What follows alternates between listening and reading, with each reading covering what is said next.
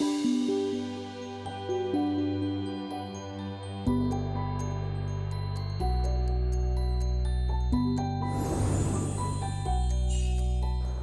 Christmas, Squeaky Mouse. I hope it's a very special one for you. Have you ever had the pleasure of attending a Christmas just for pets? Oh no, we have not, but I'm sure Squeaky would love it. Oh, I'm sure he would as well. I knew a boy once who threw a Christmas celebration just for his animals. It's a lovely story. Would you like to hear it? Oh yes. Tonight's tale is Christmas in the Barn by F. Arnstein. Once upon a time, there was only 2 more days until Christmas. It had been snowing hard, and Johnny was standing at the window looking at the soft white snow which covered the ground a foot deep. Presently he heard the noise of wheels coming up the road, and a wagon turned in at the gate and came just past the window.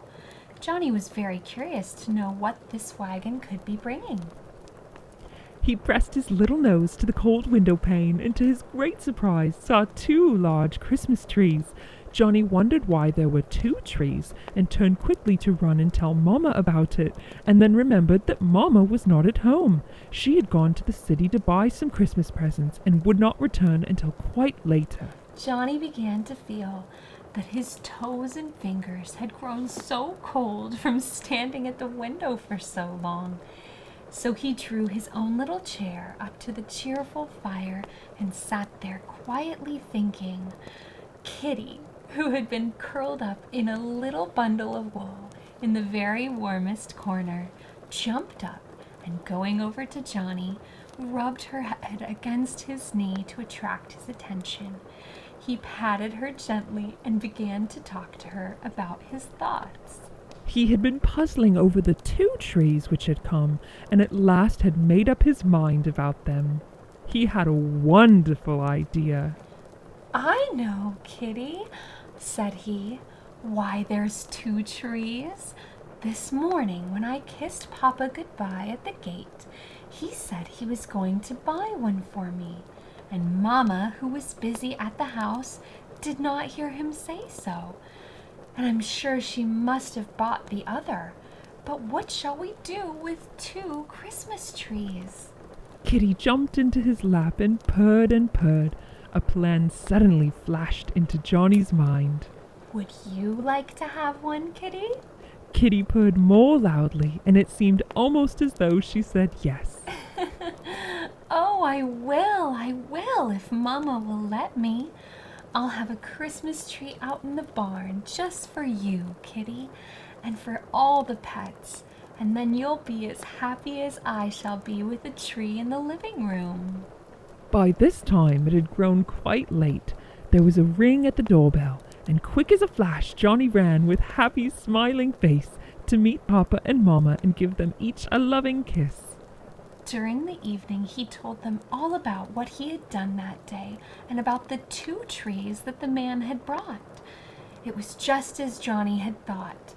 Papa and Mama had each bought a Christmas tree, and it was so near Christmas that they would never be able to send them back.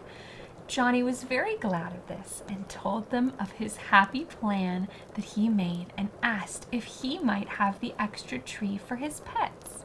Papa and Mama said yes, and Johnny went to bed feeling very happy. That night his papa fastened the tree into a block of wood so that it would stand firmly, and then sat it in the middle of the barn floor. The next day, when Johnny had finished his lessons, he went to the kitchen and asked Annie, the cook, if she would save the bones and potato parings and all the other leavings from the day's meals and give them to him in the following morning. He also begged her to give him several cupfuls of salt and cornmeal, which she did, putting them in paper bags for him. Then she gave him the dishes he asked for, a few chipped ones that were not good enough to use at the table, and an old wooden bowl. Annie wanted to know what Johnny intended to do with all these things, but he said, just wait until tomorrow and you'll see. He gathered up all the things which the cook had given him and carried them to the barn, placing them on a shelf in a corner where he was sure no one would touch them until he needed them the next morning. Christmas morning came, and as soon as he could, Johnny hurried out to the barn, where there stood a Christmas tree which he was going to trim for all his pets.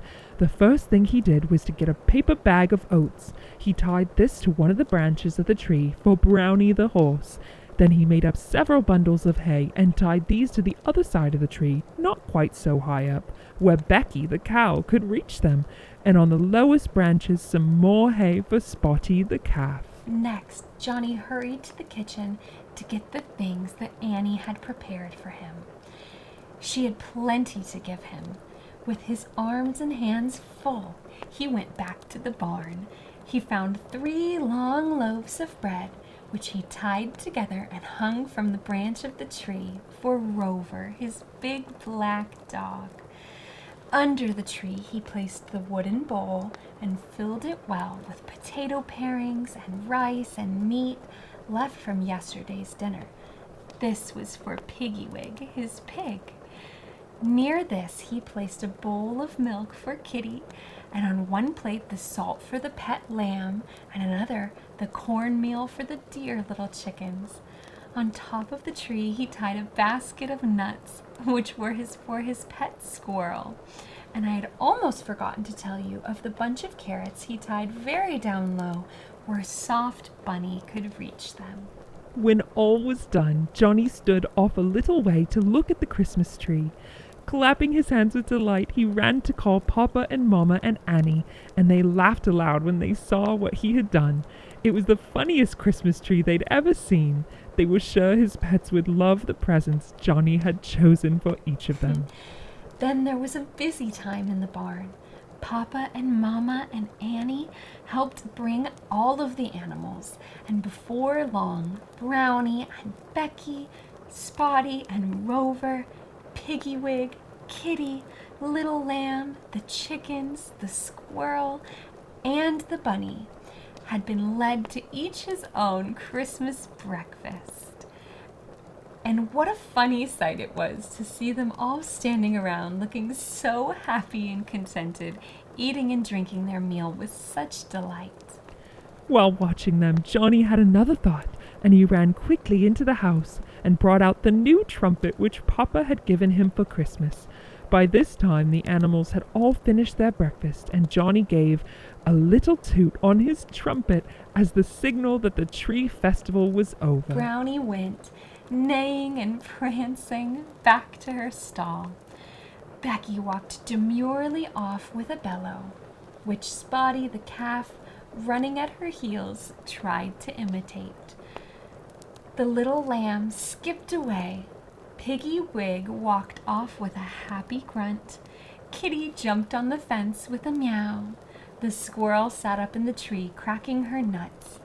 Bunny hopped off with her snug little quarters, while Rover, barking loudly, chased the chickens back to their coops. Such a hubbub of noises! Mama said it sounded as if they were trying to say, "Merry Christmas to you, Johnny. Merry Christmas to all."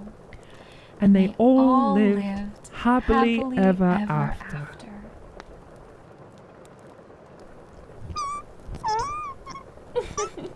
Yes, I'm sure we can get you a Christmas tree, Squeaky. Have you ever had a Christmas celebration just for your pets? I would love it if you would tell me about it.